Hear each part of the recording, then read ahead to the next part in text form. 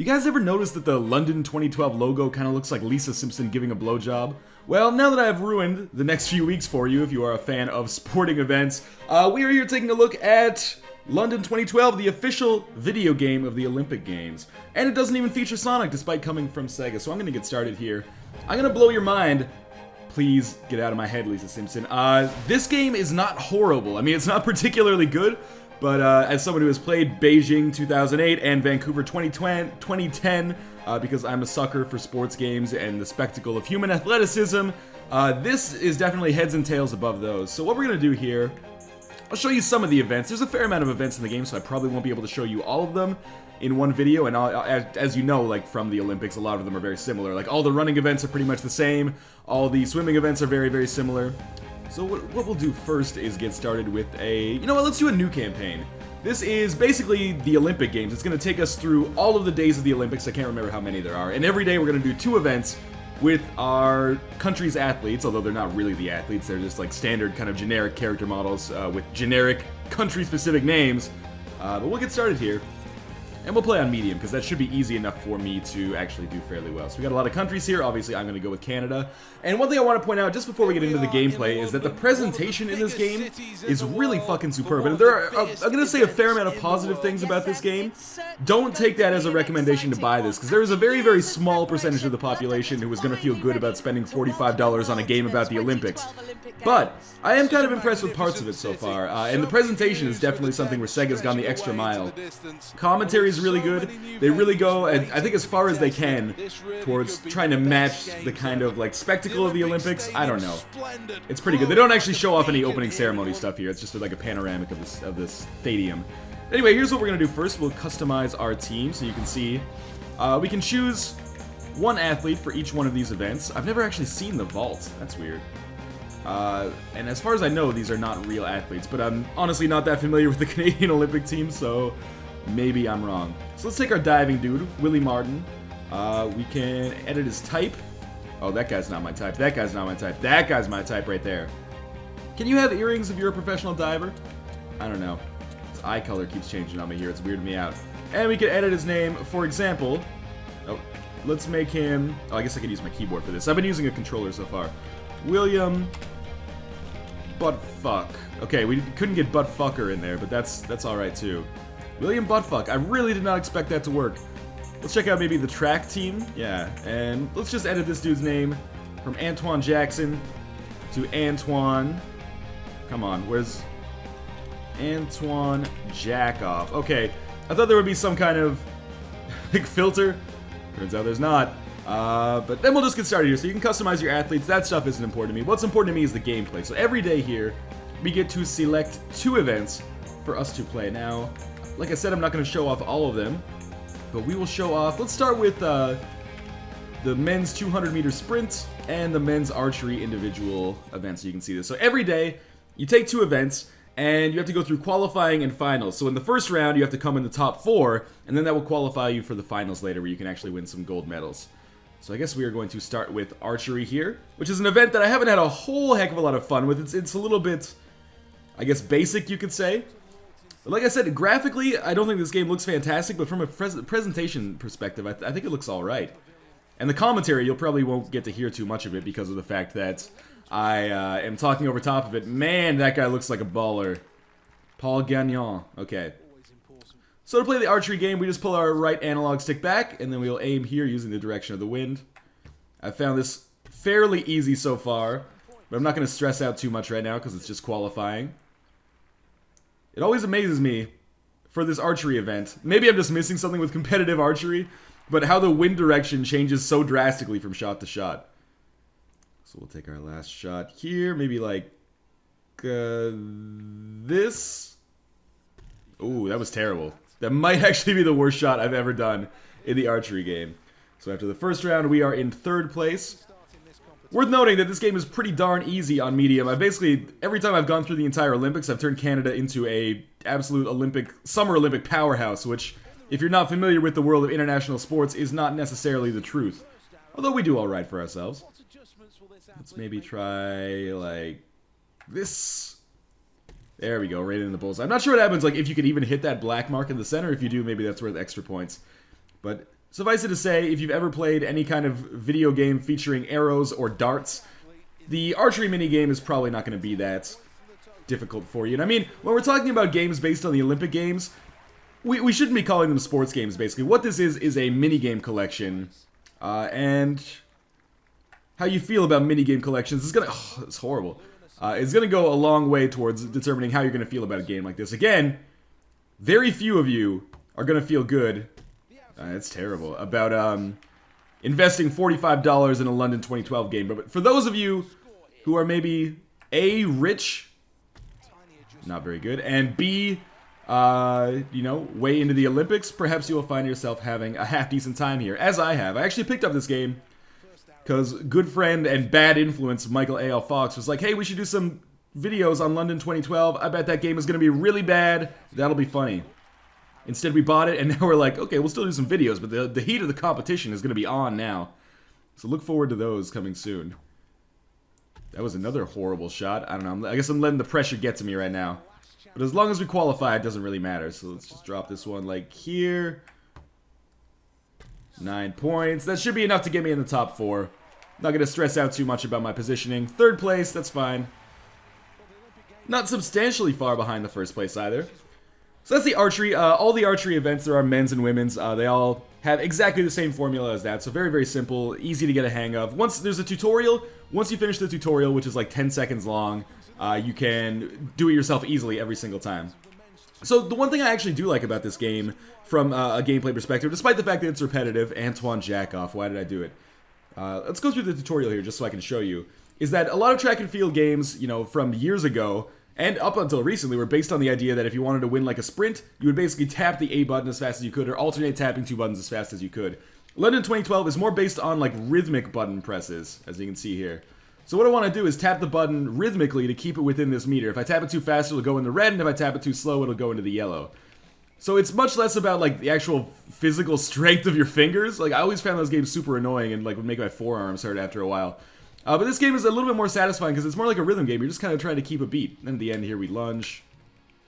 And that is basically how it works. And all running events, and in fact a lot of the field events work exactly the same way. So I'm not going to say that there's a lot of depth or variety when it comes to the gameplay, but it is better than I think just like having to tap as fast as you absolutely can. Alright, so here we go with Antoine JACKOFF. These track and field events usually go extremely quickly, but I'm going to try to time my start appropriately here. That may or may not have been terrible. There is actually one mini game, or one sport, I should say, that is entirely based on tapping the button as fast as you can, and that is weightlifting, but maybe we'll show that off a little bit later. Like I said, pretty easy on medium so far. We are just going to basically tuck ourselves away here. That's going to be an easy victory. No Olympic record or world record. What I like about this game is that there's no, like, character progression. It's not like you start at like 10 skill points, then you have to work your way up to level 100 or something to be able to set a world record. It's all about just your adaptivity? Adeptness at the actual mini games themselves. I mean, that does take away some of the progression or some of the depth. I won that by like 2.5 seconds. But, you know, it also means that you're not necessarily, you don't feel handcuffed by the fact that maybe like Canadian sprinters, that's not a fair assumption, but Canadian sprinters are not as fast as like Jamaican sprinters or something. You don't have to work extra hard to make it happen. You just have to, you know, be better at pressing the button. Which is good from a balance perspective, I guess. Not that there's a whole lot of multiplayer in this game. So now we're in the finals. I'm going to try to get the gold medal here. What I should point out, actually, as we're talking about multiplayer, kind of. Notice there is a timer as well. But as we're talking about multiplayer, there is an online mode in the game. And for what I hear, the online mode is actually pretty cool, where like every event you compete in, you have you like choose your own country, so that when you win gold medals, that goes to like a global country total, so there is a little bit of like national pride involved in the multiplayer. However, when I tried to play the online myself, I was the only person in the lobby, and I'm playing this on PC. Maybe it's different on the consoles right now. This seems like a game that would be more popular on the consoles, and I'm not trying to suggest anything negative by saying that. But I was kind of disappointed to find that there was nobody playing this. Maybe not surprised, though. So I was in first place after that first leg here. We'll try like that, maybe. That was better. One of the things that is a little bit negative about this game is that it is fairly repetitive when you go from like qualifying to the finals all in the same day. The reason for this is that some of the events are actually not all that fun in their own right. Like, oh, tied for first now. Like, table tennis, I think, is really boring, and it's long. So first you do, like, a qualifying match. That can take you, like, 10 minutes, and then you do a, like, a finals match or a bronze medal match, and that can take you 10 minutes as well. But, by and large, I found most of the events at least reasonably satisfying. Weightlifting is another one that I really dislike, but we'll see that a little bit later. But ping pong, table tennis is by far the worst. So this is easy right now. Excellent. There are some really cool events too. Like I'm not a big fan of this one, but I do like some of the field events. Like I think like javelin and discus are pretty fun. Rapid fire pistol, which is a sport I didn't even really know existed at the Olympics, was really fun. And oh, this is our last leg here. We can get some. We can just win the gold medal easily. But yeah, we'll see some more of those fun events a little bit later. Oh, that might actually end up costing me. Let's try not to let that happen again. Bad time to choke. Oh, man. Come on. Don't do me like this. Okay. Try this one. 10 points. Okay, that better be good enough. We'll see. First place. Okay, I did win. It couldn't have been by much, though. Yeah, only 2 points. Luckily, I got that 10 at the end. So now we go to the medal standings, or the medal podium, I should say. The medal awarding ceremony. I'm not going to make you guys sit here and listen to all of O Canada. Maybe just like the first 3 or 4 bars. I'm saluting right now, by the way.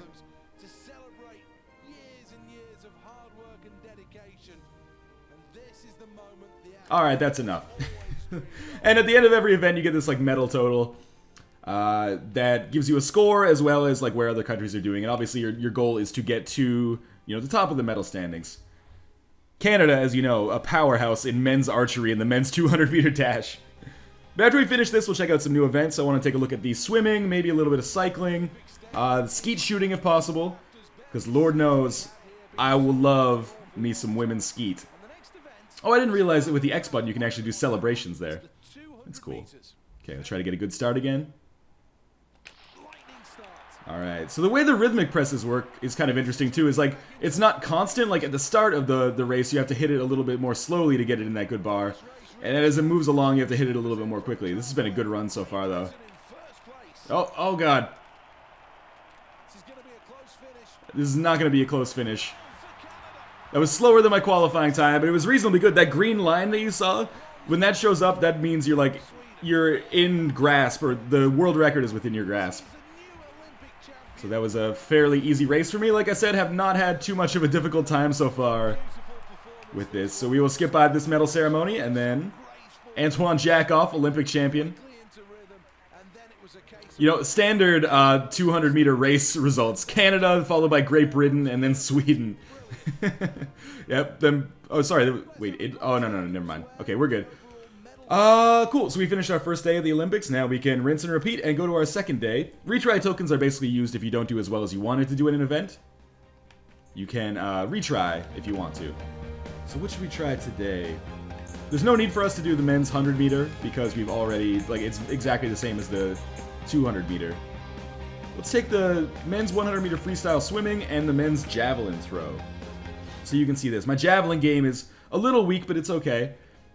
So now you can sort of see what's up with the swimming. And the swimming works on a very similar practice to the running, where you're trying to like get into a rhythm. But instead of tapping a button, on this one you're using the left and right analog stick as if you're like manipulating the arms of your swimmer. So you want to get into a good rhythm of hitting the analog sticks as your arms hit the water, basically. So it's Michael Clark. Little known fact, he's actually the cousin of Michael Clark Duncan, despite the fact that they look so different.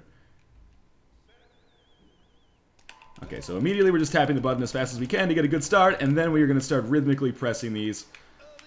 You know, I played a lot of Rock Band when I was younger, so rhythm and rhythmically pressing buttons works out reasonably well for me. Usually you can see if there's a slight green glow around the out. That means you've done a little bit better. So we're going to do a turn here, hit a button, tap A as fast as you can. Sounds like I was sitting on top of the washing machine there. Keep going, keep going. Again, it's just qualifying. I should try not to burn myself out here. Oh, I've fucked up my rhythm substantially. And I think we're going to be fine. Yes, it was a little bit close. Great Britain really sticking with me here. I guess that's the kind of motivation you get when you're the host country and you don't want to be embarrassed. But hey, what can I say? You know Canada's swimming program is dominant. Who is that in the last lane? I feel bad for you, but I'm going to make fun of your nationality when I see where it's from. Oh, of course, New Zealand. Adam Ramsdale. No water in New Zealand, right? He maybe did. Alright.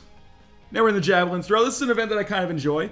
And this is actually a good event to do right now, because it'll give you a feel for the kind of throwing events that we can do in this game, because they are all fairly similar. So I'm going to skip by the tutorial. But essentially what we're going to do for this one is we're going to have a run-up. And during that run-up, we're going to do the same rhythmic pressing of the A button that we did for sprinting. Then it'll lock our speed, and we're going to pull back the left analog stick and push it forward at an angle, which will determine how far our javelin goes, along with our speed, of course. So we're going to start this up here. This is not a good start. That was terrible. But I got a decent angle. That's not going anywhere. I might kill these dudes. That was pretty poor. Luckily, we get 6 attempts at qualifying here. Amazingly, that doesn't actually put us in last place. I guess some people fouled, but okay, let's try this again. That's much better. Oh, I messed up. When you move it like to the left or the right, that's going to put us in first place. When you move it to the left or the right, instead of pushing it straight forward, you cause yourself to lose a little bit of distance. But other than that, we're just trying to like match we're trying to get a good angle, like 30 degrees. Seems to be pretty solid. And we're trying to release it at like the check mark that is on the ground. It's not a check mark, but like a, I don't know, a tick mark or something. Decent speed. Perfect angle. Oh, and when you get that, like the EA Game Breaker, you know you're getting some good stuff. That could be a new, no, not quite a new Olympic record, but definitely a good throw. That should put us easily in first. I don't think I've ever seen the computer come close to that. But again, this is only qualifying. Decent angle. That's going to go fairly far as well, though not nearly as far as my last one.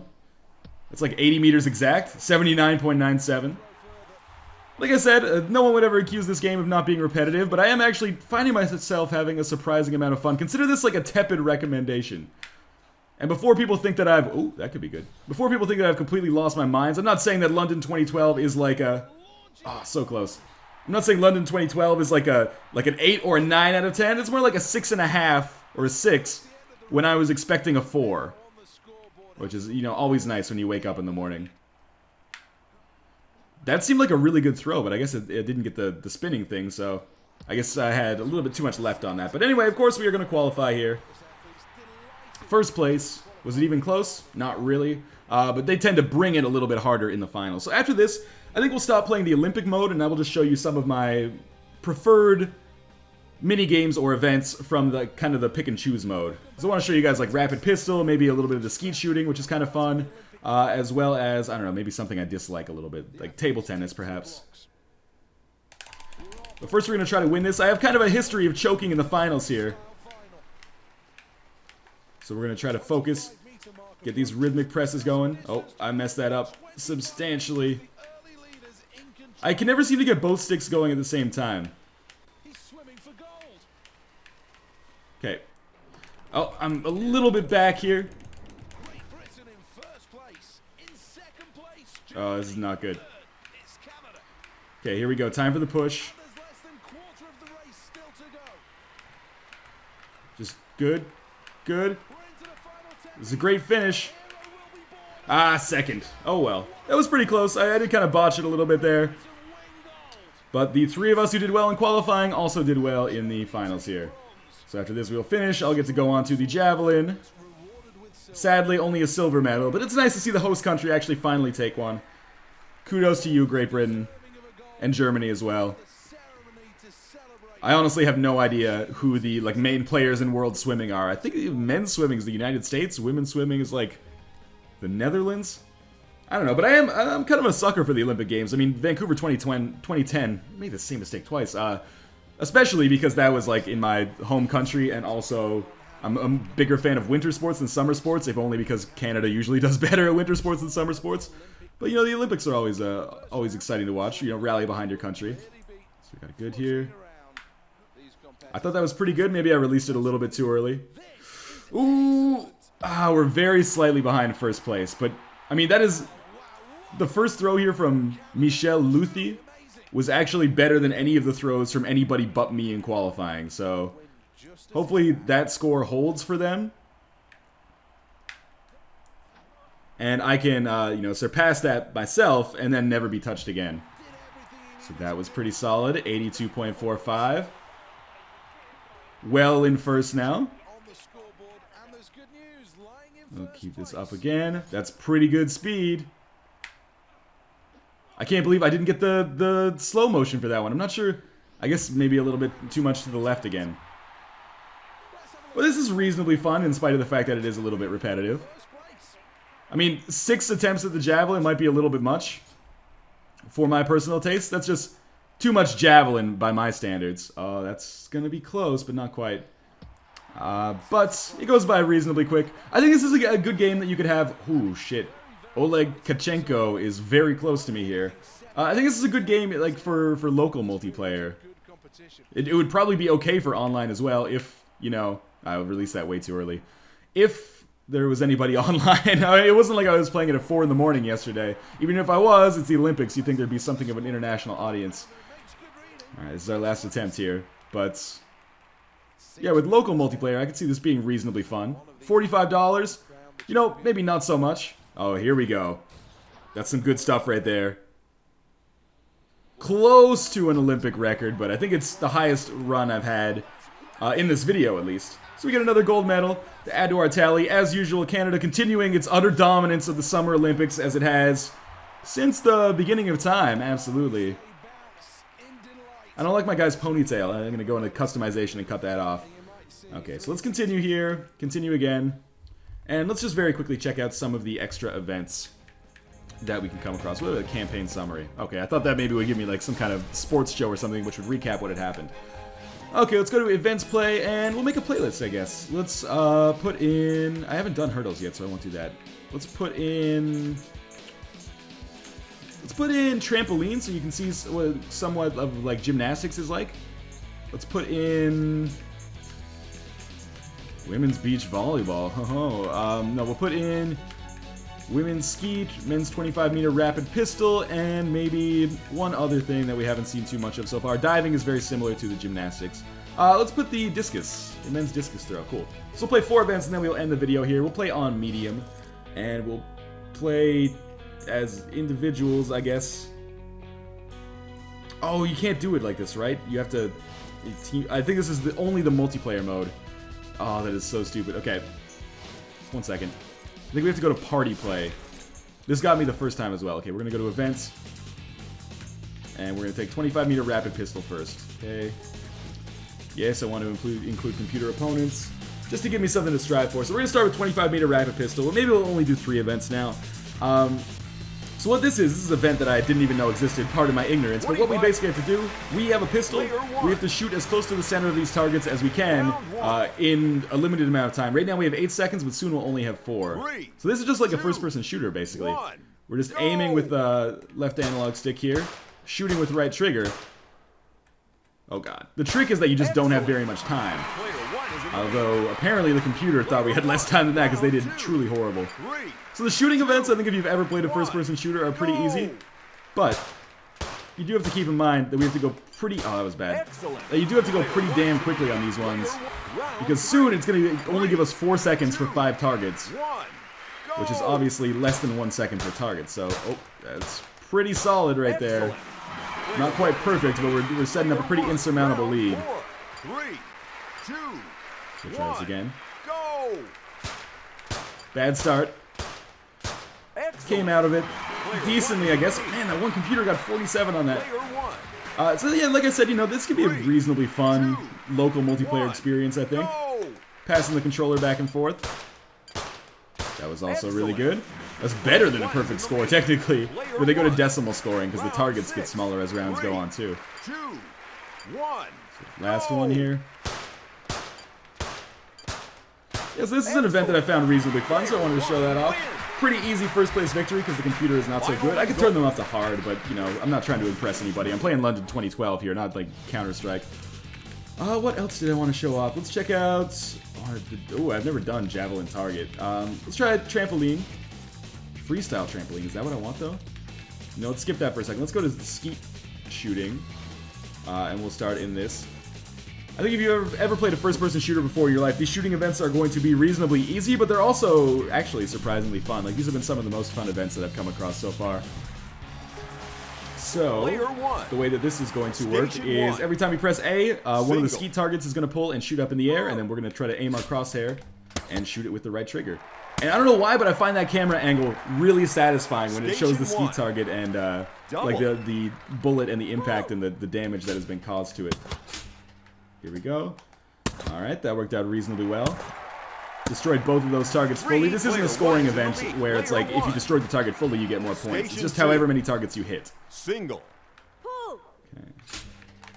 That was reasonably close. These things do start coming a little bit faster and more furious, but you'll see. Station 2. I've yet to put up a perfect score in this, but I feel like it's... I was gonna say in the future maybe, but not that time for sure. 2 hits. So I got one of those. Very easy. Apparently Computer 4 has just had a stroke right now. Only one target killed. Maybe they've never played a first-person shooter before in their life. I will be remiss if there are no comments in here that are like, Northernline, I can't believe you're playing a skeet shooting minigame with an Xbox 360 controller. Everyone knows you can only control skeet shooting minigames appropriately with a mouse and a keyboard. That's easy. Also fairly easy. It's all about patience. You can't, it's like Big Buck Hunter, right? You can't freak out and go spastic. You gotta just, you know, be calm, pick your shot, and it'll be easy for you. That was a good one. I got kind of lucky, though. I didn't expect to hit that. I got a little bit spastic on that one, but it worked. Single. So we'll pull this next one. Perfect. Also, I should point out for anybody, I occasionally get this comment now, and I hate the fact that I get this comment. Let's pull first. Is that it's easy for you to recommend games, Northernline. You get them for free.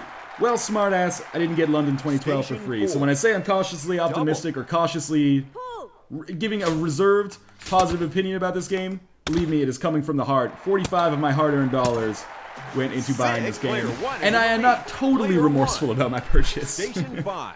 Certainly, I think there's much better stuff that you can get, but this is not as offensively bad as I expected it to be. It is still, you know, it's hampered by the fact that it is a sports minigame collection. And I can't help but feel that in the future, people will buy these games more often if they came out at a more reasonable price point, like maybe $20. I would accept some graphical downgrades to get, you know, a cheaper Olympic game. Oh, that was bad. But still, you know, I think you know, B- for effort from the guys at Sega. And I don't mean that in a negative way either. I mean, like a college B-, not a 9th grade B-. It's something that you really worked hard for. So we got 2 more rounds here, and then after this, I think I'll show off one more event. Maybe we'll do diving, so I can show you basically the 4th event type, which is basically almost like a, what could you say? Not like a rhythm game necessarily, but you'll see. So this is our last one here.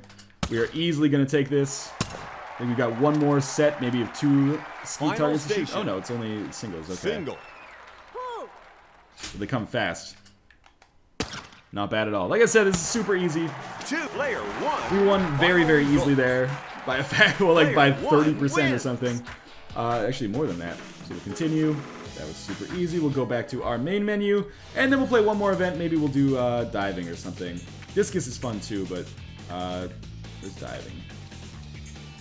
3-meter springboard, I guess, will be diving. So the way that diving works, as we get started here, is that at the start of every dive, I should say, and you do like 4 to 6 of them, you choose a trick that you're going to do, or a routine that you were going to do in the air, and the difficulty of the trick, yes, someone's getting a tutorial. The difficulty of the dive is going to determine like the difficulty score that we get for it, but of course easier dives are easier to do and easier to land better, or enter the water better, I guess, but harder dives give us more points overall, so we're going to start with a fairly easy one and then work harder. This is actually much smaller than I was used to doing the high dive. So we're going to start here. We're going to try to hit X at the apex of our bend. And then we're going to hit down and try to enter the water without creating too much of a splash. So I'd say that was reasonable. For whatever reason, there's no commentary in this mode. I guess because it's meant to be more of a multiplayer mode. But normally, if you're doing this in the Olympics mode, there is commentary, which is actually, again, one of the strongest points in the game. So we got decent scores out of that. 39.2. Whoa! Computer 2 going for broke here. That could come back and hurt them eventually. Let's do a little bit more difficult then. So we're gonna try B, B, left stick down. Here we go. And you want to do it right when the knees bend. That was pretty good, I would say. Maybe not a 10, but, you know, solid difficulty. Hopefully we pick up something excellent as a result of that. I can't lose to the computer. Okay, maybe it is 10s. Never mind. Damn French and Irish judges.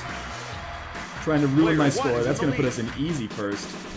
But of course, when you're doing these more difficult dives, you put yourself in a difficult position because if you mess one up, that could be it for your chances. So we have a similar thing here. At the knees. Oh, not the greatest entrance into the water. Might end up with like 6.5, 7s for that. Nice try. You can adjust yourself. She's not that happy.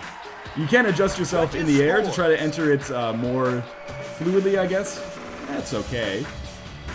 The score here, 47.6. I'm really duking it out with the computer here, but it looks really unnatural when you like come out of a jump and you're basically like parallel to the water, and then your guy just rotates himself entirely in the middle of the air to land appropriately. We're gonna try a super difficult one here.